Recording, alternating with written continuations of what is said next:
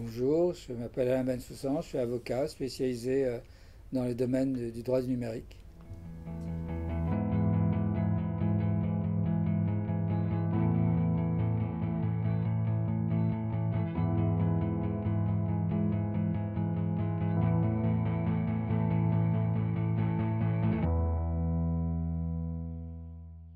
L'intérêt du numérique, c'est qu'il donne quand même la chance à tout le monde, puisque la différence avec un musée, tout le monde ne peut pas être exposé. Dans le cadre d'un journal, tout le monde ne peut pas écrire. Donc l'Internet, il est quasiment infini et votre talent lorsque vous êtes auteur, peut apparaître. Alors c'est sûr qu'il y a des concentrateurs d'audience et qui font que des talents qui débutent ne peuvent pas forcément apparaître, mais enfin l'effet papillon est aussi tout à fait important. C'est parce qu'à un moment donné, vous avez une audience très forte que vous ne pouvez pas la perdre aussi rapidement. Et puis, soyons clairs, on peut, pour les musées virtuels, refaire connaître toute la peinture classique, toute la peinture grecque et bien d'autres encore, pas que la peinture. Je pense aussi à croiser de main musique et peinture, sculpture et autographe. Il y a plein de choses à faire grâce au numérique. Jusqu'à maintenant, le musée était un musée qui était un peu figé. Il y a la peinture, les sculptures, on met un peu les sculptures avec la peinture, on rajoute un peu des systèmes d'applications sur les téléphones, mais c'est pas vraiment ça. Aujourd'hui, les musées virtuels vont pouvoir avoir de nouvelles écritures déjà avec toutes les œuvres qui sont libres de droit. L'enjeu, il est là. Et pourquoi pas chacun faisant son musée des œuvres qu'il aime. Comme aujourd'hui, vous faites votre propre liste de musique. On peut supposer aussi des concentrateurs de musées virtuels. Aujourd'hui, les musées, c'est très cher. C'est généralement dans des places où il y a beaucoup de gens, des expositions d'œuvres.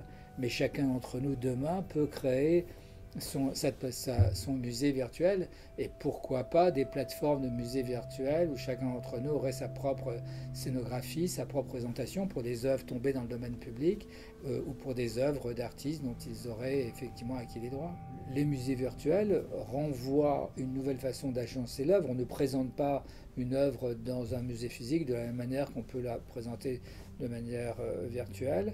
Il y a de très nouvelles aujourd'hui formes d'écriture avec la vision de l'œuvre en tant que telle, mais la possibilité de faire des zooms, la possibilité d'utiliser des métadonnées, de modifier effectivement la compréhension de l'œuvre, parce que lorsqu'on voit une œuvre et qu'on n'a pas forcément une culture artistique importante et on n'est soulevé que par des émotions, lorsqu'on peut avoir des compléments de données historiques, culturelles ou tout simplement de compréhension artistique, il est clair que le regard s'affine, devient un peu différent. Et là encore, les musées virtuels vont pouvoir faire que la visite, elle est quasiment de un pour un.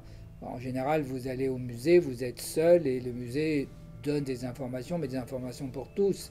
Tandis que là, dans le musée virtuel, la grande écriture muséographique totalement différente, c'est quasiment me parler à moi-même.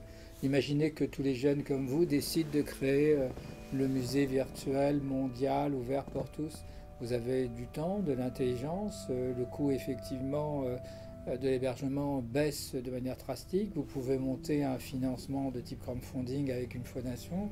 Oui, je pense qu'un Wikipédia des musées a du sens.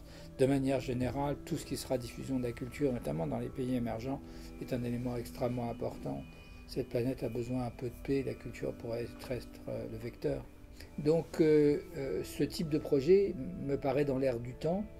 Il y a toujours un risque qu'on soit entre les mains d'une société comme Google, mais Google n'est pas qu'une société américaine, c'est vraiment une société américaine, mais c'est aussi une société universelle. Elle subit la pression de l'ensemble des consommateurs, et tant que la culture est mise à disposition gratuitement, je pense que l'humanité ne peut qu'y gagner.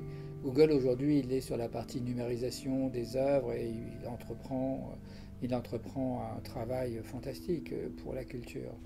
Moi, je crains plus aux œuvres qui ne sont pas vues qu'à des œuvres qui pourraient être un jour monétarisées. À ce moment-là, je pense que la communauté qui est autour de Google, Google est très puissant, c'est sûr, mais il est aussi très dépendant de son audience. Et donc, quelque part, une modification très violente de cette audience payante ne pourra se faire qu'à travers des phases de transition. Et tant que la culture, pour l'instant, sera ramenée à tous et gratuitement, cette société méritera qu'on la remercie. Donc le musée virtuel, et il n'empêchera pas, à mon avis, le développement des musées réels. C'est-à-dire qu'il y aura une combinaison entre le musée virtuel et le musée réel. On l'a vu quand la télévision est arrivée, certains avaient dit que le cinéma allait disparaître. On voit bien que le cinéma se porte extrêmement bien, heureusement, et que la télévision tout aussi. Dans le cas d'un musée virtuel, en l'état peut-être des technologies, c'est quand même, aujourd'hui, alors on parlera de demain, c'est quand même une consommation qui est une consommation purement personnelle. C'est difficile de s'extasier à plusieurs autour d'un écran. Et donc le musée réel restera. On peut supposer que demain, dans le musée virtuel en réalité augmentée, euh, alors là, la situation pourrait effectivement entraîner peut-être une baisse des musées physiques par rapport au musée virtuel. Mais je crois que chacun trouvera son point d'équilibre. Le numérique aujourd'hui est à écrire plutôt qu'à proscrire. Donc dans le musée virtuel, la mise à disposition de l'ensemble des œuvres pourrait de nouveau poser des problématiques de droit d'auteur.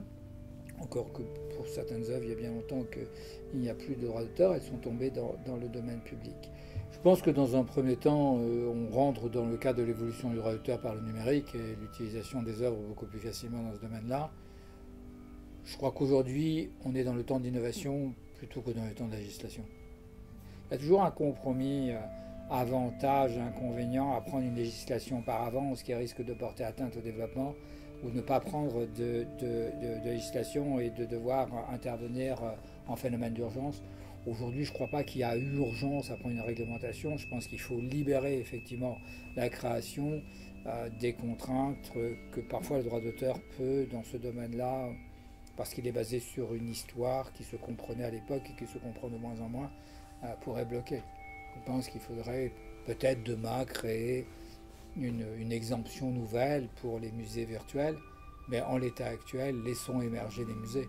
Je crois que le droit dans ce domaine-là, pour l'instant, intervient faiblement, sauf le droit d'auteur qu'il faudra reformuler nécessairement. Il est totalement inadapté à une expression numérique où on trouvera un équilibre entre le droit de l'auteur et le droit des créateurs, cette fois-ci du numérique, par rapport à l'œuvre de base initiale.